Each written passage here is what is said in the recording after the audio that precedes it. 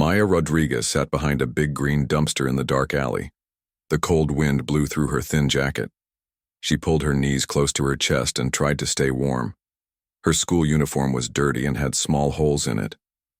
Once it was white and clean. Now it looked gray and old. 6 months ago, everything changed for Maya. Her grandmother died suddenly from a heart attack. They lived together in a small apartment on the 3rd floor of an old building. Maya's grandmother was the only family she had. Her parents died in a car crash when she was 5 years old. Maya remembered that terrible day when her grandmother did not wake up. She tried to shake her gently, but her grandmother's body was cold and still. Maya called for help, but it was too late. The doctor said her grandmother's heart just stopped working. After the funeral, Maya learned that her grandmother had no money saved. The rent for their apartment was due, but Maya could not pay it. She was only 17 years old and had no job. The landlord felt sorry for her, but he needed the money. He gave Maya 2 weeks to find a new place to live. Maya tried to stay with friends from school, but their families could only help for a few days. She did not want to be a problem for anyone. So Maya decided to live on the streets. She kept going to school because she wanted to graduate. Her grandmother always told her that education was the most important thing in life. Every morning, Maya woke up early in whatever safe place she could find. Sometimes it was behind buildings like this one. Sometimes it was in empty doorways or under bridges. She always tried to find places where people would not see her sleeping. Maya would walk to the public library when it opened at 9 in the morning. She used the bathroom there to wash her face and hands with soap. She tried to fix her hair and make her uniform look better. The librarians were kind to her. They let her stay inside and read books when it was too cold outside. At school, Maya worked very hard to act normal. She did not want her teachers or classmates to know she had no home. She was afraid they would feel sorry for her or treat her differently. Maya always sat in the back of the classroom and kept quiet. She did her homework using the computers at the library. Some days were harder than others. When it rained, Maya got very wet and cold. She had only one uniform and one extra shirt. When her clothes got too dirty, she would wash them in the library bathroom and try to dry them under the hand dryer. This took a long time and made her feel embarrassed. Food was always a problem for Maya. She had a little money that her grandmother kept in a jar in the kitchen. But that money was almost gone. Now, Maya ate free lunch at school, but on weekends and evenings she was often very hungry.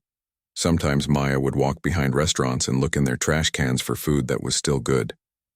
She felt ashamed doing this, but her stomach hurt from being empty. She found half-eaten sandwiches or pieces of bread that people threw away. Maya always checked the food carefully to make sure it was safe to eat. The other students at school brought lunches from home or bought food from the cafeteria. Maya watched them eat snacks and drink sodas between classes. Her mouth would water, but she had no money for these things. She would drink water from the fountain and tell herself that she was not hungry. Maya's teachers noticed that she looked tired and thin, but she always had good excuses. She would say she stayed up late studying or that she was not feeling well. Maya was smart and still got good grades, so most teachers did not worry too much about her. At night, Maya would find a place to sleep that felt safe. She learned to avoid areas where police cars came often. She also stayed away from places where other homeless people gathered. Some of them were kind, but others were dangerous, especially for a young girl alone. Maya carried all her things in an old backpack that belonged to her grandmother. Inside, she had her school books, one extra shirt, a small blanket, and a photo of her grandmother. She also had a small amount of money wrapped in a plastic bag. This was all she owned in the world. The hardest part for Maya was feeling alone. She missed her grandmother every day. Her grandmother used to make her favorite soup and help her with homework. They would watch old movies together on their small television.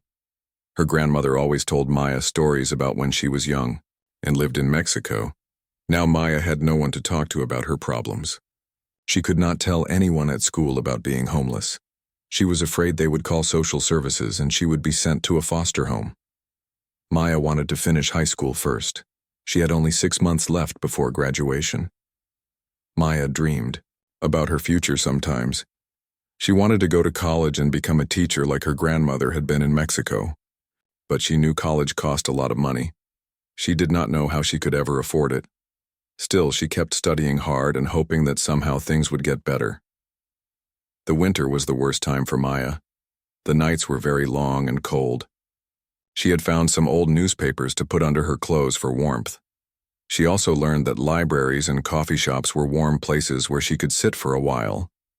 As long as she was quiet and did not bother anyone, most people let her stay. Maya tried to stay clean and healthy, but it was hard without a real home. She got sick more often now. When she had a cold or fever, she still went to school because it was warm there and she could rest during lunchtime. The school nurse sometimes gave her medicine when she felt very bad. Despite all these problems, Maya never gave up hope. Her grandmother had taught her to be strong and never stop fighting for what she wanted. Maya remembered her grandmother's words. Mija, life will test you, but you are stronger than you know. Keep your head up and your heart open. Good things will come to those who never stop trying. So Maya kept going to school every day. She kept doing her homework and studying for tests. She kept looking for safe places to sleep and food to eat. She kept believing that somehow, some way, her life would get better. She just had to survive until graduation. Then maybe she could find a job and rent a small place to live. Maya looked up at the stars in the dark sky above the alley. She made the same wish she made every night. She wished for a warm bed, enough food to eat, and a chance to make her grandmother proud. Tomorrow would be another day of challenges, but Maya was ready to face them. She was a survivor, just like her grandmother had taught her to be. Maya walked slowly down Main Street after school. Her stomach made loud noises because she was very hungry. She had eaten the free lunch at school, but that was many hours ago. The sun was starting to go down, and she needed to find a safe place to spend the night. As Maya walked past the fancy stores, she looked at all the beautiful things in the windows. There were expensive shoes, pretty jewelry, and clothes that cost more money than she had ever seen. She knew she could never buy these things, but looking at them made her feel a little happy. Maya stopped in front of a store called Meridian Fashion Boutique. The store looked very expensive and fancy. The windows were big and bright, and everything inside looked perfect. There were beautiful dresses, nice coats, and shiny handbags displayed like art in a museum. In the center of the window, Maya saw the most beautiful dress she had ever seen. It was burgundy red, the same color as the roses her grandmother used to grow in small pots on their apartment balcony. The dress had long sleeves and a pretty collar. It looked soft and elegant. Maya moved closer to the window to get a better look. She put her hand on the cold glass and imagined what it would feel like to wear such a beautiful dress. Her grandmother always said that burgundy was Maya's best color because it made her dark hair and brown eyes look very pretty. The price tag on the dress said $800. Maya's eyes got very wide. $800 was more money than she had ever seen in her whole life. Her grandmother's rent for their apartment was only $400 a month. Maya tried to imagine having so much money that she could spend $800 on just one dress. Maya stood there for a long time, dreaming about wearing the beautiful dress. She imagined going to a nice restaurant or a fancy party. She thought about how her grandmother would smile if she could see Maya looking so pretty and elegant. These thoughts made Maya feel warm inside, even though the evening air was getting cold. While Maya was looking at the dress, people walked by on the busy street. Some people were carrying shopping bags from expensive stores. Others were dressed in nice business clothes, talking on their phones about important meetings. Everyone seemed to have somewhere to go and something important to do. Maya noticed that her reflection in the store window looked very different from all these people. Her school uniform was wrinkled and had stains on it. Her shoes had holes in them and her hair needed to be washed. She looked tired and thin. Maya felt embarrassed about how she looked compared to the beautiful dress in the window. Inside the store, Maya could see salespeople helping well-dressed customers. The customers tried on expensive clothes and looked at themselves in big mirrors. Everyone inside looked happy and comfortable. The store was bright and warm and soft music was playing. A security guard inside the store noticed Maya standing at the window for so long. He was a big man wearing a dark uniform and had a serious, expression on his face. He watched Maya carefully, wondering why this poor-looking girl was staring at their expensive merchandise for such a long time. The security guard walked to the front of the store and looked at Maya through the window. He did not like the way she looked. Her dirty clothes and tired appearance made him think she might be planning to cause trouble. He had worked at fancy stores for many years, and he believed that people who looked like Maya did not belong in places like this. Maya did not notice the security guard watching her. She was too busy dreaming about the beautiful dress. She imagined wearing it to her high school graduation ceremony. She thought about how proud her grandmother would be to see her walking across the stage to get her diploma, wearing such an elegant dress. The security guard went to find the store manager. He wanted to tell her about the suspicious girl outside, who had been looking in the window for too long. The security guard believed that poor people only came to fancy stores to steal things or cause problems. Maya finally noticed that it was getting dark. She knew she needed to find a safe place to sleep before it got too late. But she could not stop looking at the beautiful burgundy dress. It seemed to glow under the bright store lights, and Maya felt like it was calling to her. Maya had an idea. Maybe she could go inside the store just to look at the dress more closely. She would not touch anything or bother anyone. She just wanted to see how soft the fabric was and look at all the beautiful details up close. Maya knew she could never buy the dress, but maybe the salespeople would let her look at it for just a minute. Maya took a deep breath and looked at her reflection in the window one more time. She tried to fix her hair and smooth down her wrinkled uniform. She wanted to look as nice as possible before going into such a fancy store. Maya was nervous, but the dress was so beautiful that she felt brave enough to try. The security guard saw Maya moving toward the store entrance. He quickly called one of the salespeople on his radio and told her to watch out for a suspicious person coming into the store. He described Maya as a poor-looking girl who might be planning to steal something. Maya walked slowly toward the front door of Meridian Fashion Boutique.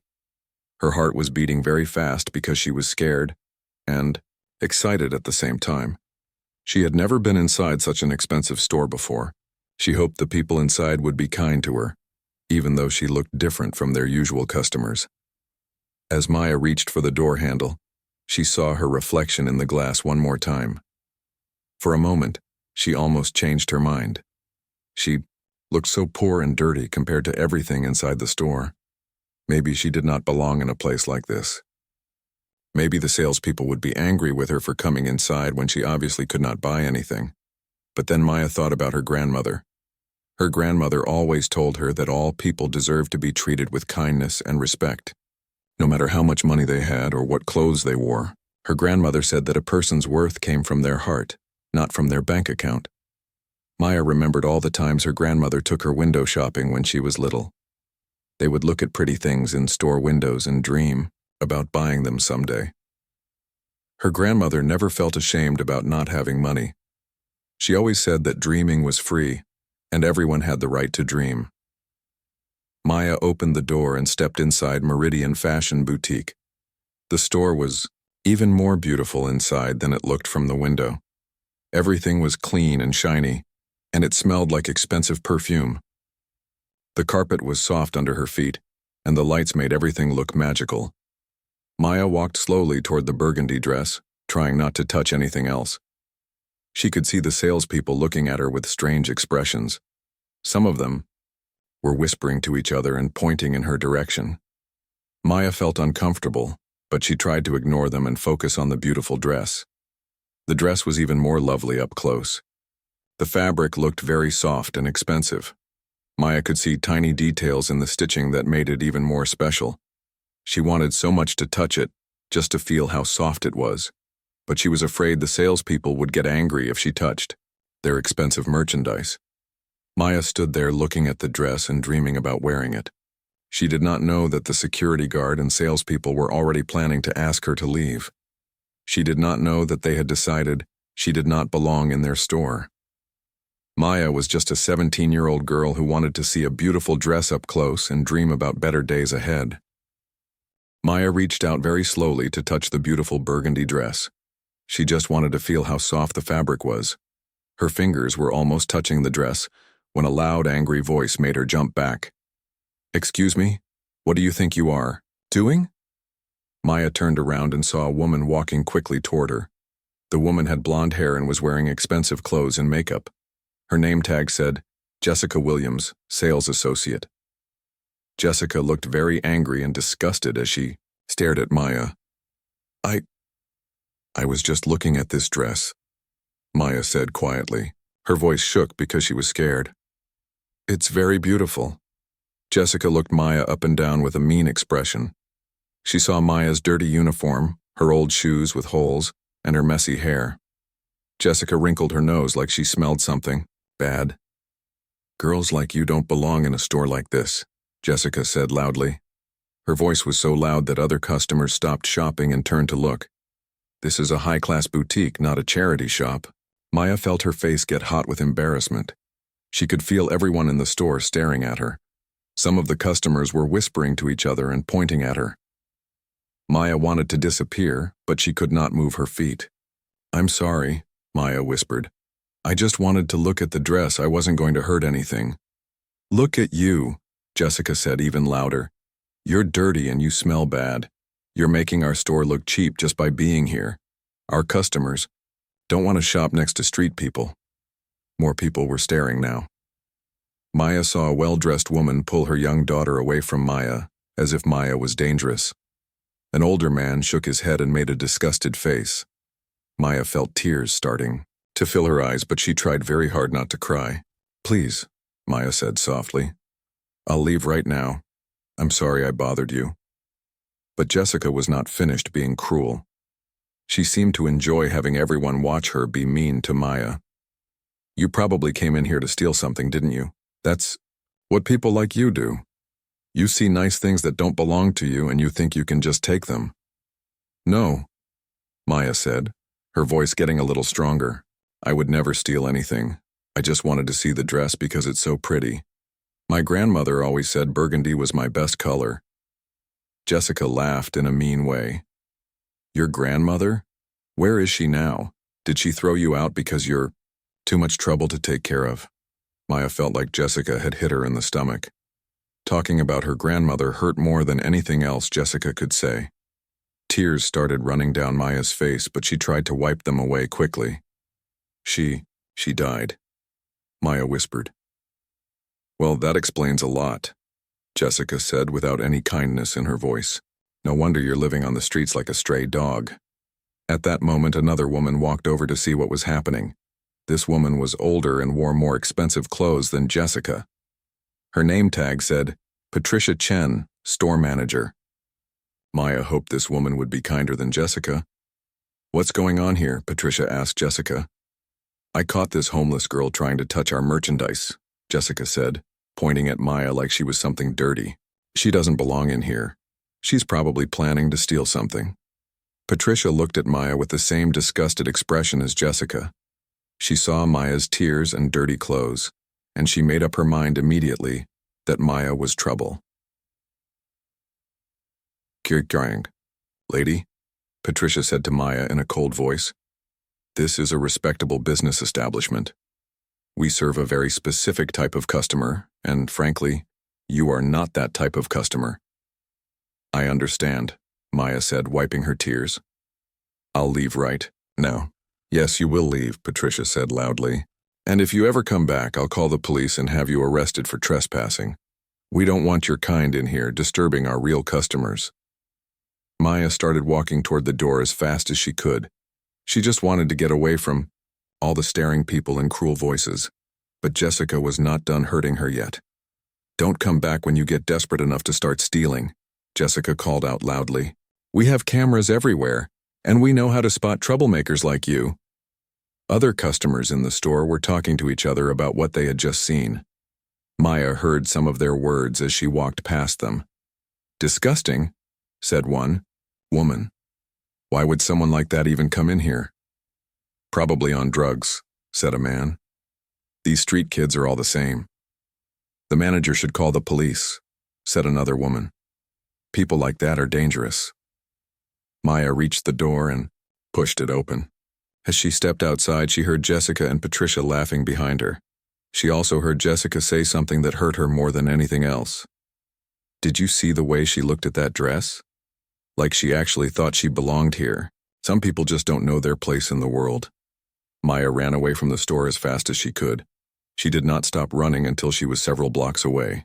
When she finally stopped, she was breathing hard and crying so much that she could barely see where she was going.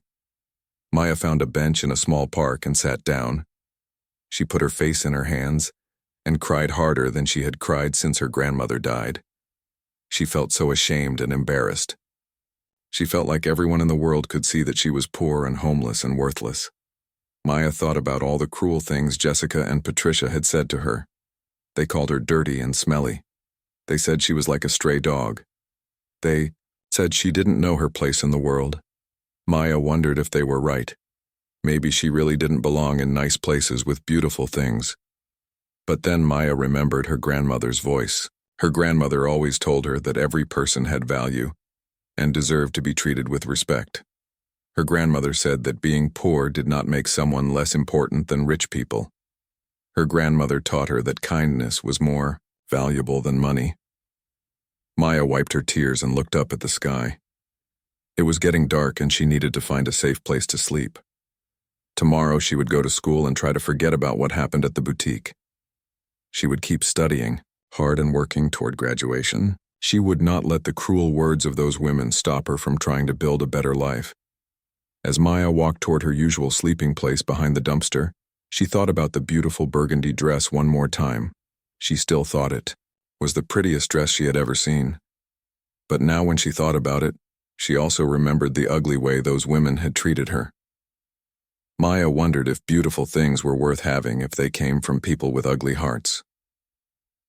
Maya made a promise to herself that night. If she ever had money and nice things, she would always remember how it felt to be treated badly for being poor. She would never make another person feel the way Jessica and Patricia had made her feel. She would always try to be kind to everyone, no matter what they looked like or how much money they had. Maya did not know that very soon. Everything in her life was about to change in ways she could never imagine. Maya woke up early the next morning behind the dumpster. Her body hurt from sleeping on the hard ground and she felt cold and stiff. The cruel words from yesterday still echoed in her mind. She tried to push those thoughts away and focus on getting ready for another day at school. Maya walked to the public library when it opened. She went to the bathroom and washed her face and hands with soap. She looked at herself in the mirror and tried to fix her hair. Her eyes were still red from crying, but she hoped no one at school would notice. After cleaning up, Maya went to the front desk of the library. The kind librarian, Mrs. Johnson, was always nice to her. Mrs. Johnson had gray hair and a warm smile. She never asked Maya personal questions, but she always treated her with respect. "Good morning, Maya," Mrs. Johnson said. "How are you today?" "I'm okay, thank you," Maya replied. She did not want to talk about what happened yesterday. "I have something for you," Mrs. Johnson said. She reached under the desk and pulled out a white envelope. "This came to the library yesterday. Someone called and said you might come here to pick up your mail." Maya was surprised. Nobody ever sent her mail. She looked at the envelope and saw her name written in neat handwriting. The return address said Blackstone and Associates, Attorneys at Law. Maya had never heard of this law firm. "Thank you," Maya said, taking the envelope. Her hands were shaking a little bit. She wondered who would send her a letter from a law office. Maybe it was bad news about something her grandmother owed before she died.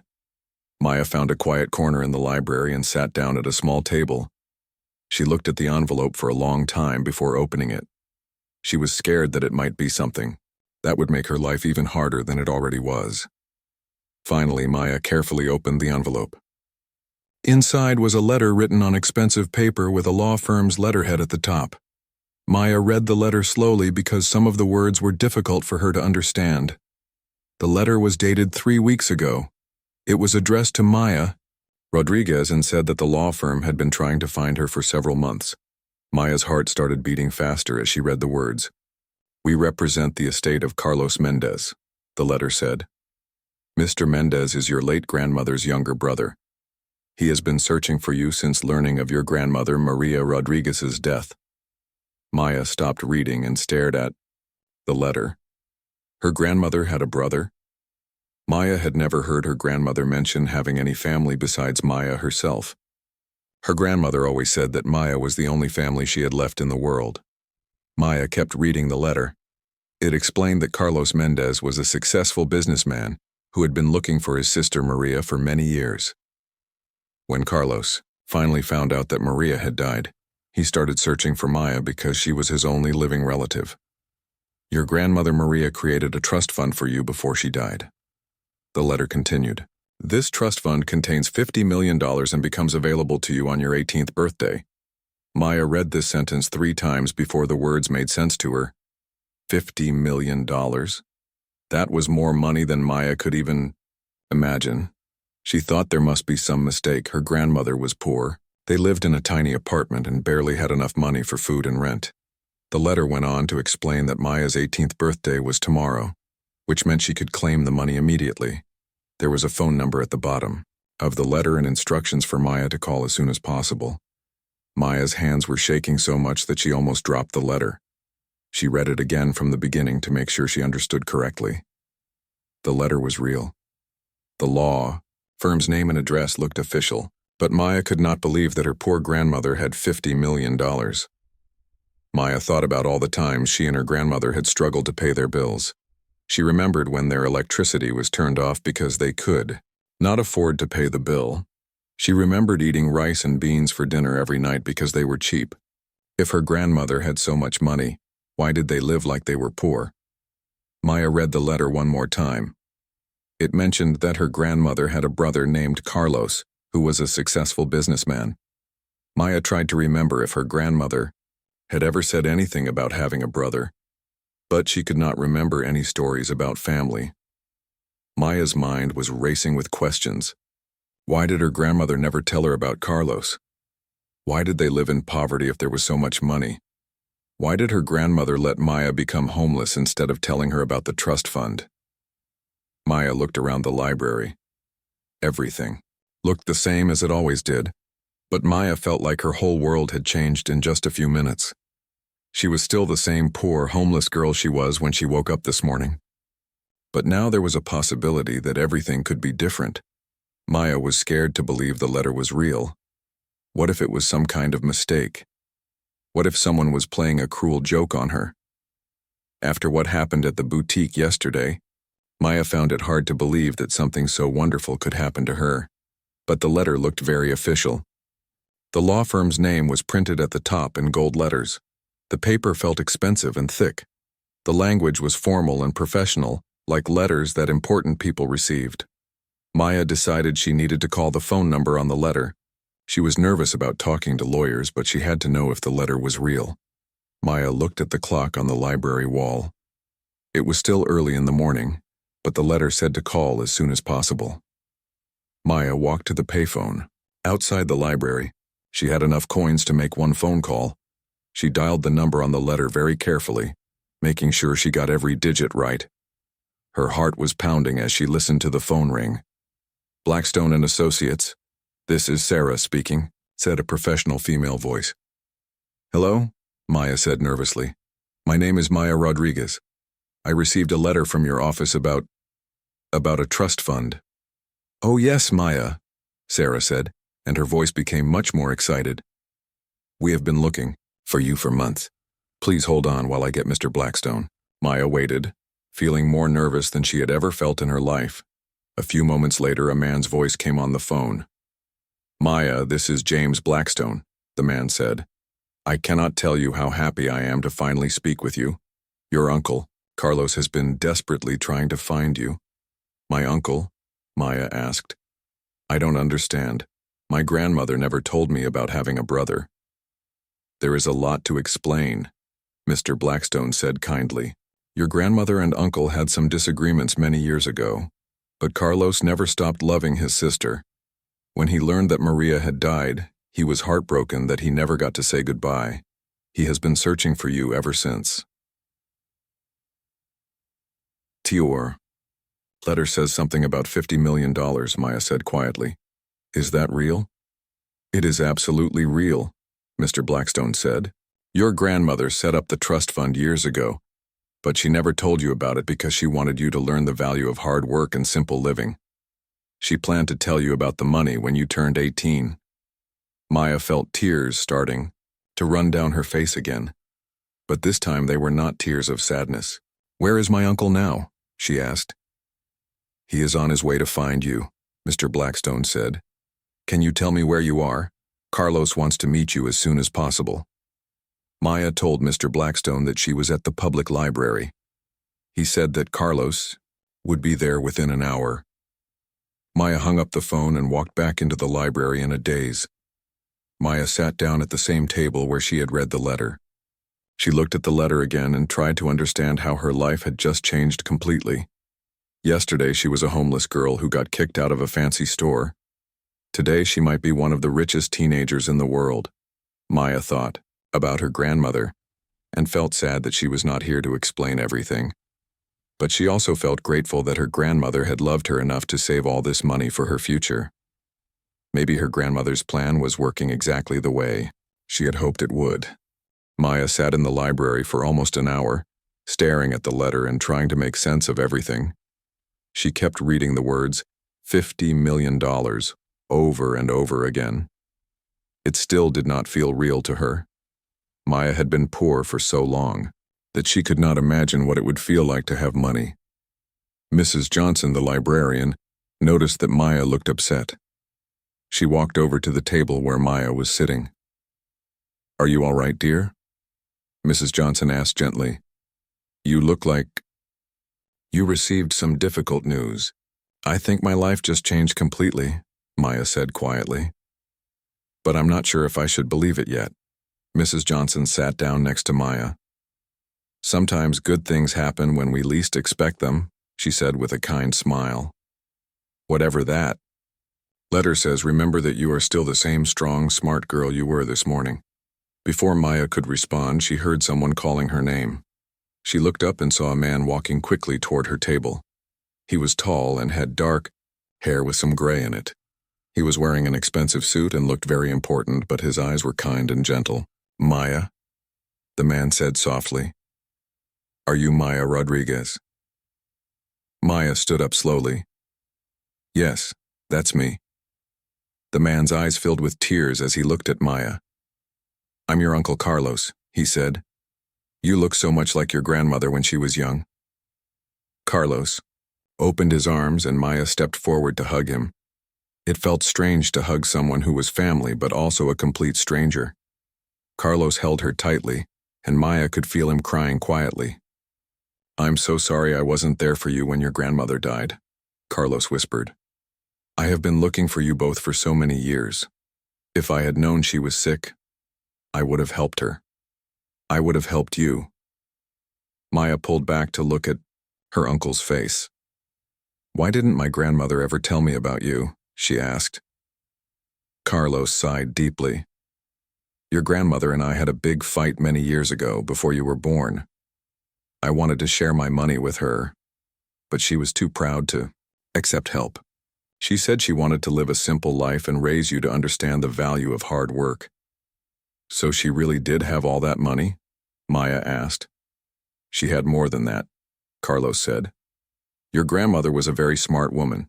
She invested the money I tried to give her years ago, and it grew into the trust fund. She wanted you to have it when you turned 18, but only after you learned how to be strong and independent."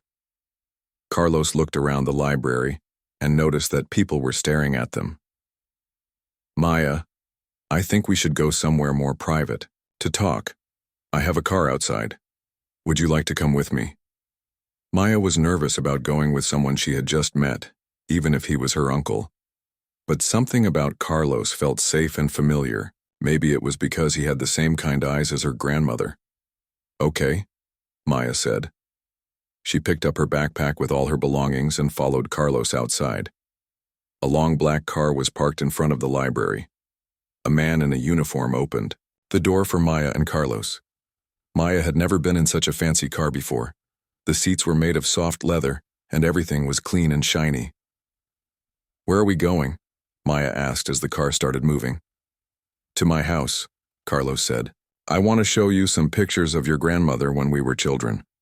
I want to tell you stories about our family that she never had a chance to share with you. The car drove through the city and into a neighborhood with very large, beautiful houses. Maya looked out the window in amazement. She had never seen houses so big and fancy.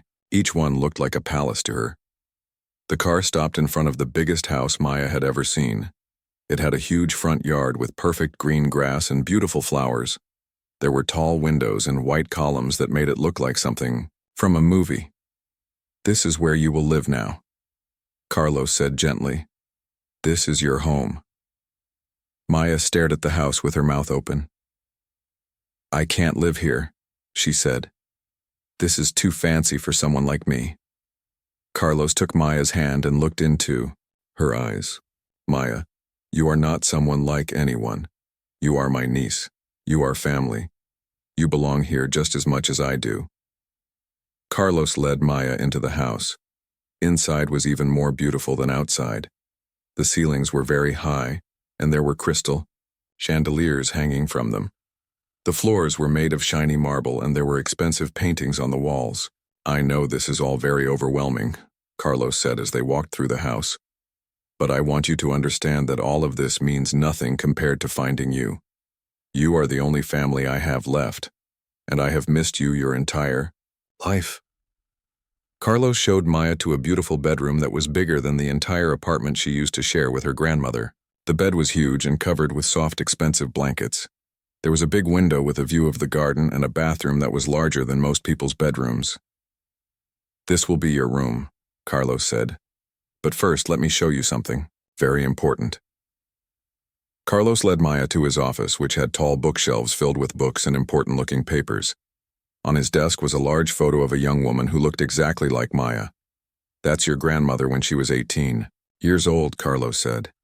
"She was the most beautiful and kind person I ever knew, just like you." Carlos opened a drawer and pulled out a thick folder filled with legal documents.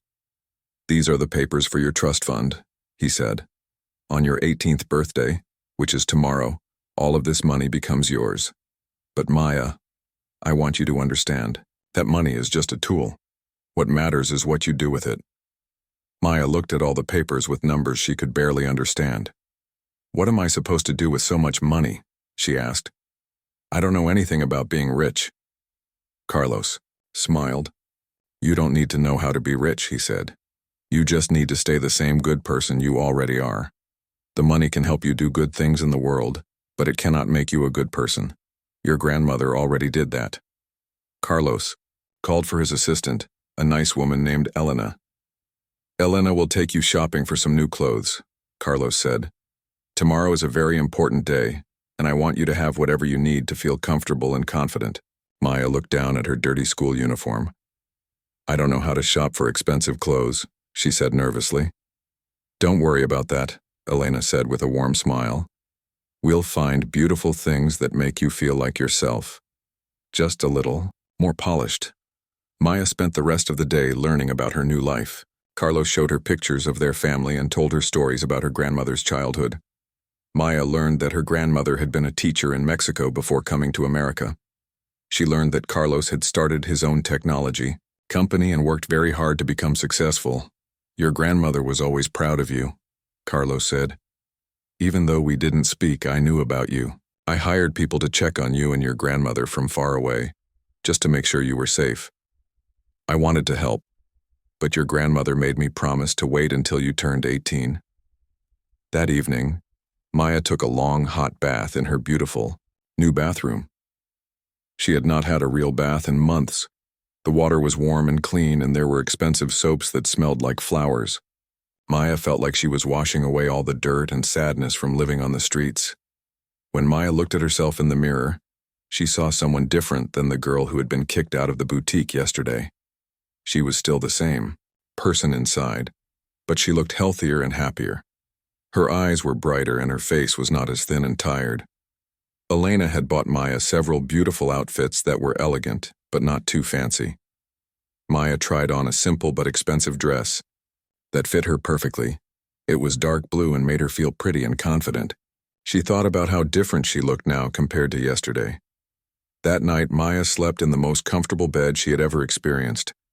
The sheets were soft and clean, and there were so many pillows that she felt like she was sleeping on a cloud. But even though everything was perfect, Maya felt a little sad. She missed her grandmother and wished she could be there to see how Maya's life had changed. Before falling asleep, Maya thought about the people at the boutique who had been so cruel to her. She wondered what they would think if they knew who she really was. Tomorrow was her 18th birthday and everything would become official. Tomorrow, Maya would no longer be a homeless girl with nothing. She would be one of the richest young people in the world. But Maya also remembered the promise she had made to herself in the alley. She would never forget how it felt to be treated badly for being poor. No matter how much money she had, she would always try to be kind to everyone, especially people who were struggling like she had been. Maya fell asleep thinking about the beautiful burgundy dress in the boutique window. Tomorrow, she could buy that dress and 100 others just like it. But more importantly, tomorrow she could make sure that no one else would ever be treated the way she had been treated. Maya woke up on her 18th birthday in the most comfortable bed she had ever slept in. For a moment, she forgot where she was. Then she remembered everything that had happened yesterday, and she smiled. Today was the day she would officially become very rich, but more importantly, today was the day she would get her answers about what happened at the boutique. Maya got dressed in one of the beautiful outfits Elena had bought for her. It was a simple but elegant black dress with a matching jacket. The clothes fit perfectly and made Maya look older and more sophisticated. She looked at herself in the mirror and barely recognized the girl who had been sleeping behind dumpsters just 2 days ago. Carlos was waiting for Maya in the dining room with a birthday breakfast. There were fresh fruits, pastries, and flowers on the table. "Happy birthday, Maya," he said with a big smile. "Today you officially become an adult, and you get access to everything your grandmother left for you." After breakfast, Carlos and Maya went to the law office to sign all the official papers. Mr. Blackstone, the lawyer, explained everything to Maya in simple words. The $50 million was now officially hers. She could spend it however she wanted, but Carlos and Mr. Blackstone both hoped she would be wise with such a large amount of money. "What would you like to do first?" Carlos asked Maya as they left the law office. Maya had been thinking about this question all morning. "I want to go back to that boutique," she said. "I want to buy the burgundy dress that I was looking at when they threw me out." Carlos understood immediately. "You want to see how they treat you now that you look different," he said. "Yes," Maya replied. "But I also want them to understand that they were wrong about me. I want them to learn that you cannot judge people by how they look." Carlos smiled proudly at his niece. "That sounds like something your grandmother would do. She always believed in teaching people to be better." Carlos arranged for his best car to pick them up. It was a long black limousine that looked very expensive and important. Maya had never been in a limousine before. Inside, there were leather seats, a small refrigerator, and even a television. The windows were tinted so people could not see inside. "Are you nervous?" Carlos asked as they drove toward the boutique. "A little bit," Maya admitted. "But I'm also excited. I want to see if those women remember me." Carlos squeezed Maya's hand. "Remember, you are the same good person you were yesterday when you had no money. The money doesn't change who you are inside. It just gives you more opportunities to show your true character." The limousine pulled up in front of Meridian Fashion Boutique. Maya could see people on the street stopping to look at the fancy car. The driver got out and opened the door for Maya and Carlos. Maya stepped out slowly, feeling confident and beautiful in her new clothes. As Maya walked toward the boutique entrance, she noticed the same security guard who had watched her suspiciously 2 days ago. Today, he quickly opened the door for her with a big fake smile. "Good afternoon, miss," the security guard said politely. "Welcome to Meridian Fashion Boutique." Maya smiled at him but did not say anything. She wanted to see how long it would take for him to remember who she was. Inside the store, everything looked exactly the same as before. The burgundy dress was still in the same place, looking beautiful under the bright lights. But this time, when Maya walked toward the dress, nobody tried to stop her. Instead, Jessica Williams, the same saleswoman who had been so cruel before, came rushing over with a huge smile on her face. She looked at Maya's expensive clothes and perfectly styled hair, and she saw dollar signs. Jessica had no idea that this elegant young woman was the same homeless girl she had thrown out 2 days ago. "Good afternoon," Jessica said in her sweetest voice. "Welcome to our boutique. I'm Jessica, and I would be delighted to help you find something special today." Maya looked directly at Jessica's face, but Jessica showed no signs of recognizing her. "I'm interested in that burgundy dress," Maya said calmly, pointing to the same dress she had wanted to touch before. "Oh, you have excellent taste." Jessica gushed. "That dress is one of our most elegant pieces. It's $800, but it's absolutely worth every penny. The fabric is imported from Italy, and the craftsmanship is extraordinary." Maya nodded and walked closer to the dress. This time, she reached out and touched the fabric without anyone stopping her. It felt as soft and beautiful as she had imagined. "It's lovely," Maya said. "I think it would look wonderful with my complexion. What do you think?" Jessica looked at Maya's dark hair and brown eyes and nodded enthusiastically. "Absolutely. Burgundy is perfect for your coloring. You would look stunning in this dress. Would you like to try it on?" Maya smiled. "Yes, I think I would." Jessica carefully took the dress off the display and led Maya to a luxurious dressing room. The dressing room had mirrors on 3 walls, a comfortable chair, and soft lighting that made everything look flattering. While Maya was in the dressing room, she heard Jessica talking excitedly to other employees about the important customer who was interested in their most expensive dress. Jessica was already counting her commission money in her head. Maya put on the burgundy dress and looked at herself in the mirrors.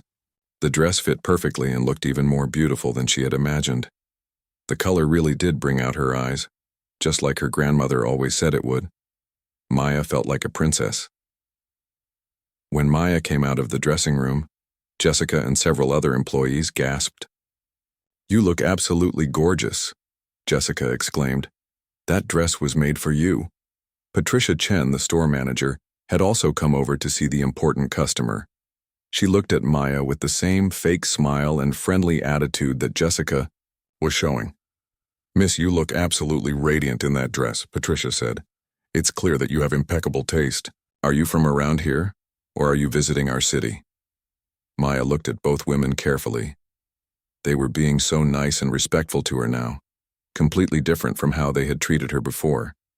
They had no idea that they were talking to the same girl they had called a stray dog and threatened to have arrested. "Actually," Maya said slowly, "I am from around here. In fact, I was in your store just 2 days ago." Jessica and Patricia looked confused. They could not imagine when they might have met this elegant, wealthy young woman before. "Really?" Jessica said, trying to remember. "I'm so sorry, but I don't recall meeting you before. I certainly would have remembered someone with your style and grace." Maya smiled a small, knowing smile. "Are you sure you don't remember me?" she asked. "Think carefully. 2 days ago, a girl came into your store and wanted to look at this same dress." Jessica and Patricia looked at each other with worried expressions. Something about Maya's voice was starting to sound familiar, but they still could not place where they had heard it before. 2 days ago," Patricia said slowly, trying to remember. "Yes," Maya continued. "A young girl in a school uniform. She was poor, and her clothes were dirty. She just wanted to touch this beautiful dress because she thought it was pretty. The dye." Color started to drain from Jessica's face as the memory came back to her. Patricia's mouth fell open as she realized what Maya was saying. "You threw that girl out of your store," Maya said, her voice still calm and polite. "You called her names and said she didn't belong here. You said she was like a stray dog and that she would probably try to steal something." Jessica's hands started shaking. She looked at Maya more carefully and began to see the same face underneath the expensive makeup and styled hair. "You told her that people like her don't know their place in the world," Maya continued. "You made her cry and embarrassed her in front of all your customers." Patricia's face had turned completely white. She recognized Maya now, and she understood that they were in very serious trouble. Carlos, who had been watching quietly from across the store, walked over to join the conversation. His presence made Jessica and Patricia even more nervous because he clearly looked like someone very important and powerful. I don't think you remember me properly yet, Maya said to both women. Let me help you remember. I'm the homeless girl you treated like garbage 2 days ago, and today I'm here to buy this dress. The silence in the boutique was so complete that Maya could hear her own heartbeat.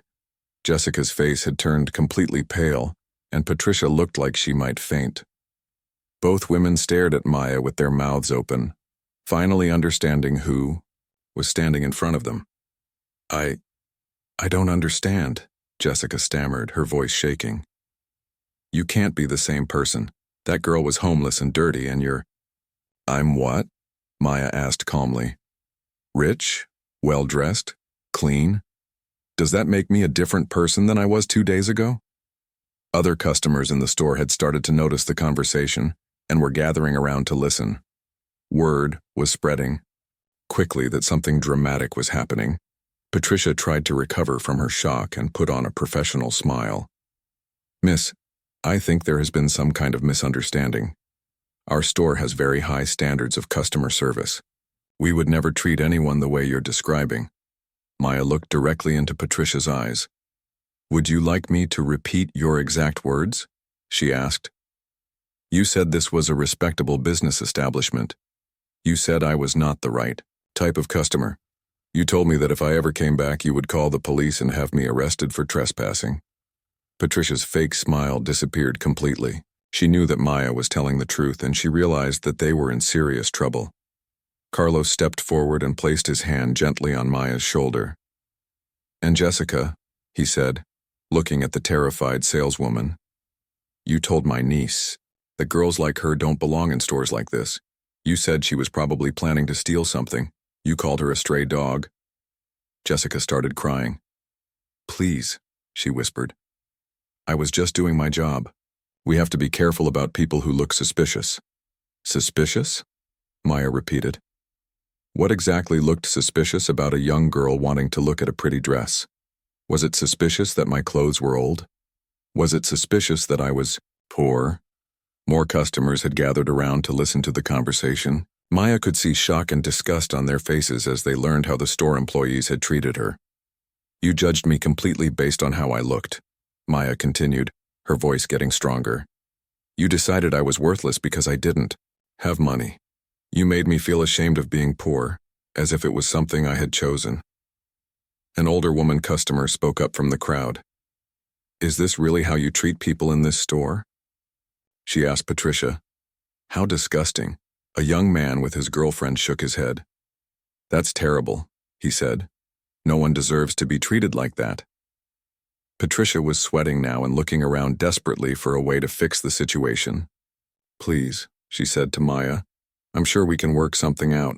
Maybe we can offer you a discount on anything you'd like to purchase. Maya laughed, but it was not a happy laugh. A discount? You think this is about money? What do you want from us? Jessica asked through her tears. Maya looked at both women for a long moment before answering. I want you to understand what you did wrong. I want you to learn that every person who walks into this store deserves to be treated with respect, no matter what they look like or how much money they have. Maya turned to address all the customers who were listening. 2 days ago, I was homeless and hungry. I had been sleeping on the streets for months after my grandmother died. I came into this store just to look at a beautiful dress because it reminded me of my grandmother. The crowd listened quietly as Maya continued her story. These women decided that I was dangerous and worthless, just because my clothes were dirty. They made me feel like I was less than human. They told me I didn't know my place in the world. A woman in the crowd wiped tears from her eyes. That's horrible, she said. You poor girl. But here's what they didn't know, Maya said. My grandmother had set aside $50 million for me in a trust fund. Yesterday was my 18th birthday, and now all that money is mine. Gasps went up from the crowd. Jessica and Patricia looked like they had been hit by lightning. But the money doesn't matter, Maya continued. What matters is that every person has value, whether they have $50 million or 50 cents. What matters is treating people with kindness and dignity. Maya turned back to Jessica and Patricia. Do you understand now?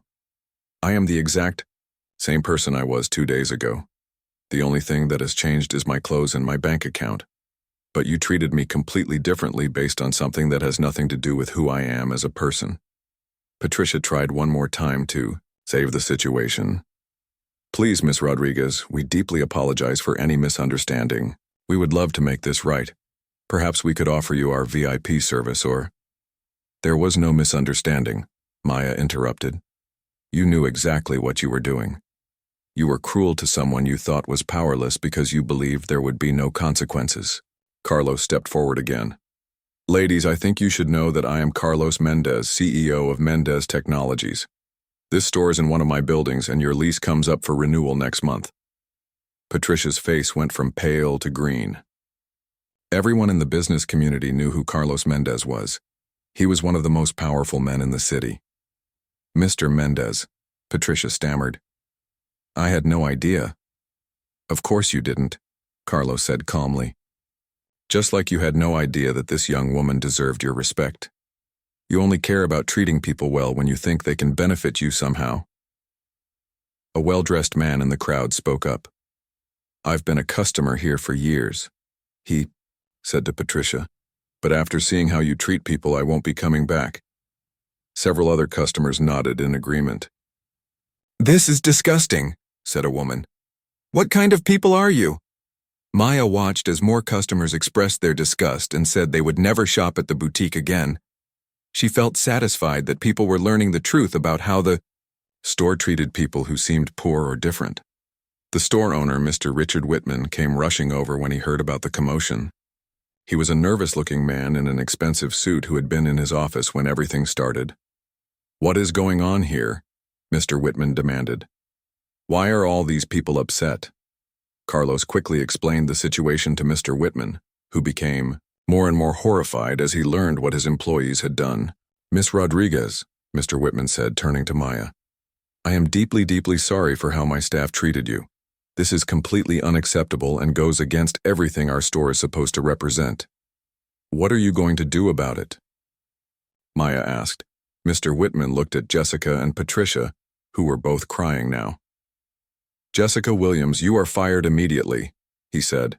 Clear out your locker and leave the premises right now. Jessica sobbed louder, but did not argue. She knew that she had brought this on herself with her cruel behavior. Patricia Chen, Mr. Whitman continued, you are demoted from store manager to sales associate. You will also attend sensitivity training and write a formal apology to Miss Rodriguez. Patricia nodded miserably, knowing that she was lucky to still have a job at all. Maya looked at both women one more time. I hope you learn from this, she said. I hope you remember how this feels the next time you see someone who looks different from you or has less money than you think they should have. Maya turned to Carlos. I still want to buy the dress, she said, but I also want to buy several other things. If this store is going to keep operating, they need to understand that their job is to treat all customers with respect. Carlos smiled proudly at his niece. Whatever you want, he said. Maya spent the next hour selecting items from throughout the store. She chose not just the burgundy dress, but also several other outfits, shoes, and accessories. The total came to over $5,000, which was more than the store usually sold in a week. As Maya paid for her purchases, she made one final statement to everyone in the store. Money can buy many things, she said, but it cannot buy character, kindness, or dignity. Those things have to come from your heart. I hope everyone here remembers that. Maya walked out of Meridian Fashion Boutique carrying several expensive shopping bags. She felt different than when she had left the store 2 days ago. This time she was leaving with her head held high and her dignity intact. But more importantly, she was leaving with a clear purpose for her future. As Maya and Carlos got back into the limousine, Maya looked at the burgundy dress hanging carefully in its protective bag. It was even more beautiful than she had imagined, but now it meant something much more to her than just a pretty piece of clothing. How do you feel? Carlos asked as they drove away from the boutique. I feel powerful, Maya said thoughtfully, but not because of the money. I feel powerful because I was able to stand up for myself and teach those women an important lesson. Carlos smiled. Your grandmother would be very proud of you today. You used your new situation to educate people, not just to get revenge. I keep thinking about all the other people who might be treated the way I was treated, Maya said. What about the homeless people who don't have rich uncles? What about the poor kids who will never get the chance to come back with $50 million and prove their worth? What are you thinking? Carlos asked, recognizing the determined look in Maya's eyes. I want to start a foundation, Maya said. I want to help homeless young people get the support they need to finish school and build better lives. Over the next few weeks, Maya worked with Carlos and his team of lawyers and financial advisors to establish the Maya Rodriguez Foundation for Homeless Youth. She donated $10 million to start the foundation, keeping $40 million for her own future needs and emergencies. The foundation opened a center downtown where homeless teenagers could come for hot meals, clean clothes, and a safe place to sleep. The center also provided tutoring services, job training, and help with college applications. Maya made sure that everyone who worked at the center understood that all young people deserved to be treated with respect and dignity. Maya also established a scholarship program that would pay for homeless students to attend college. She remembered her own dreams of becoming a teacher, and she wanted to make sure other young people could pursue their dreams, even if they didn't have family support or money. News about what happened at the boutique spread quickly through the city. The story appeared in newspapers and on television news programs. Some people called Maya a hero for standing up to discrimination. Others were inspired by her decision to use her wealth to help other people, instead of just buying expensive things for herself. Jessica Williams, the saleswoman who had been so cruel to Maya, could not find another job in retail. Word had spread throughout the shopping district about how she had treated Maya, and no store wanted to hire someone with such a bad reputation. Jessica eventually had to move to another city to find work. Patricia Chen, the former store manager, went through the sensitivity training that Mr. Whitman required. She wrote a long letter of apology to Maya, admitting that her behavior had been wrong and promising to treat all customers with respect in the future. Maya read the letter, but did not respond. She hoped Patricia had truly learned from the experience, but she would let Patricia's future actions prove whether the apology was sincere. The Meridian Fashion Boutique struggled for several months after the incident. Many customers stopped shopping there because they did not want to support a business that discriminated against poor people. Mr. Whitman had to work very hard to rebuild the store's reputation. He implemented new training programs for all employees about treating customers with respect, regardless of their appearance or apparent wealth. Maya finished her senior year of high school and graduated with honors. She gave a speech at graduation about the importance of education and never giving up on your dreams even when life seems impossible. Many of her classmates were surprised to learn about everything Maya had been through, because she had kept her homelessness secret from almost everyone at school. Carlos helped Maya learn how to manage her wealth responsibly. She invested most of her money in safe long-term investments that would continue to grow over time. Maya also learned about taxes, charity, and the responsibilities that come with having so much money. Maya decided to attend college and study social work and business. She wanted to learn more about how to help people in need and how to run her foundation effectively. Carlos was proud of Maya's choice to focus on education and helping others, rather than just enjoying her wealth. The burgundy dress that had started, everything hung in Maya's closet at Carlos's house. She wore it to special occasions, but every time she put it on, she remembered the important lesson it had taught her. The dress reminded her that a person's worth has nothing to do with their clothes, their money, or their circumstances. Maya often visited the downtown area where she used to sleep on the streets.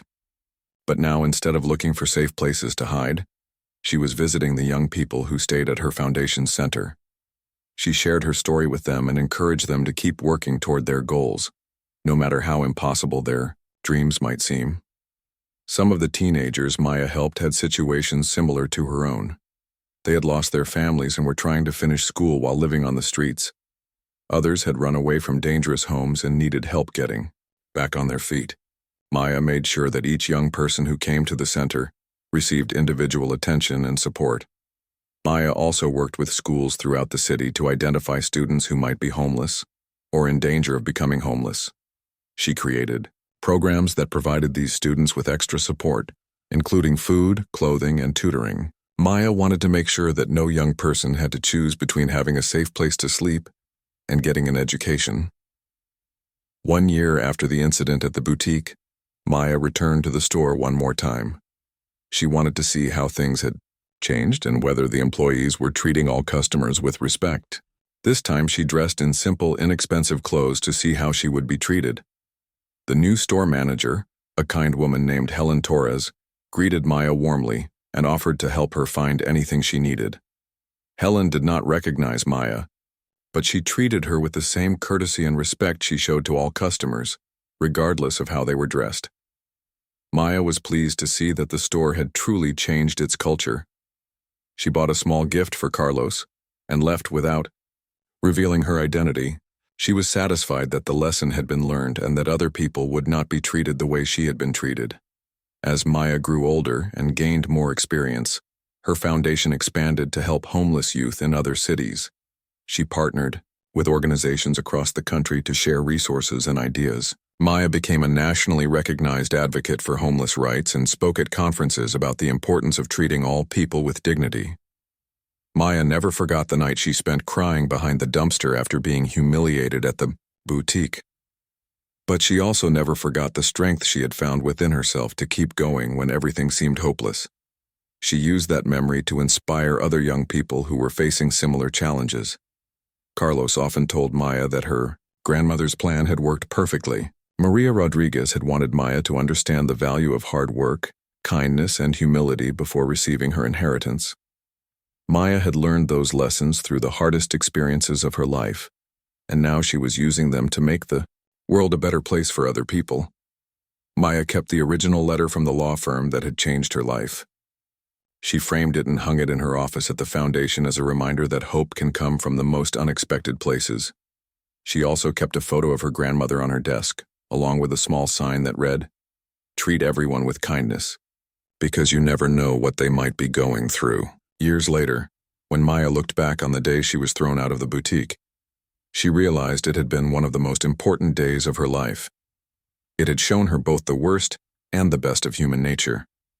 It had taught her about injustice and discrimination, but it had also taught her about the power she had to fight against those things. Maya's story became a legend in the city. Parents told their children about the homeless girl who became rich but never forgot where she came from. Teachers used Maya's story to teach lessons about kindness, perseverance, and the danger of judging people by their appearance. But Maya's favorite part of her story was not the moment she revealed her wealth to the cruel employees at the boutique. Her favorite part was every day she got to help another young person believe in themselves and work toward a better future. Maya had learned that true wealth was not measured in dollars, but in the positive impact you could have on other people's lives. And every time Maya wore her burgundy dress, she smiled and remembered her grandmother's words. "Mija, life will test you, but you are stronger than you know. Keep your head up and your heart open. Good things will come to those who never stop trying."